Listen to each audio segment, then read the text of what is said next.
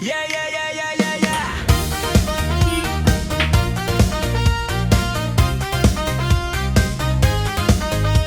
Ito na ang simula ng bago ko na kabanata. Yudo ng bawat kwento na aking inilathala. Mga aral na napulot sa akin nakaraan. Buhat ng nangyari sa akin at ako ay mawala ng trabaho at tama at haligi ng tahanan na napakasakit. Bakit sabay naman nawalay?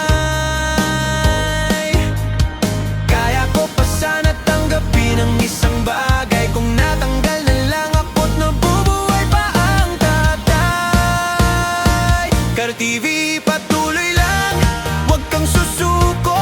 Bumoses lang naman ako sa akin nakaraan. Pero di ko akalain na ako ay magawan ng sari-sariling kwento na hindi ko rin alam. Humingi na lang ako ng gabay sa itaas, na siya na ang bahala sa mga tao hindi naging patas. Gumamit ng lakas kapangyarihan sapagkat hinalungkat nila yung pagkakamali na aking nilahad.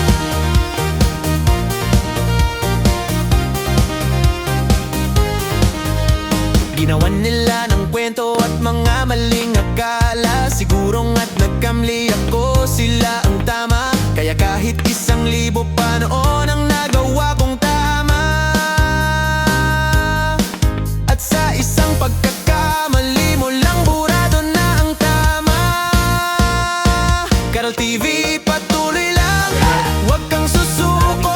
Nadapa ako noon, kinalimutan ng nangyari. Sana di na lang ako kay Papa ay nagsabi. Siguro at buhay pa siya at di siya madadali. Dinamdam niya siguro yung aking pagkakasabi. Kaya't mismong kaarawan niya ay bigla siyang inatake. Tahimik lang kasayon at di siya nagsasabi ng mga nararamdaman niya. Di ba't napakasalbahe, parang yung sakit sa puso na pag-ake. Bigla na lang nangyari, wala akong nasabi. May chat na lang akong nabasa na si Papa inatake. Nawalan man ng saysay ang mga pinaglaban ko, at nawalan na rin ang gana sa'kin na hiligan ko.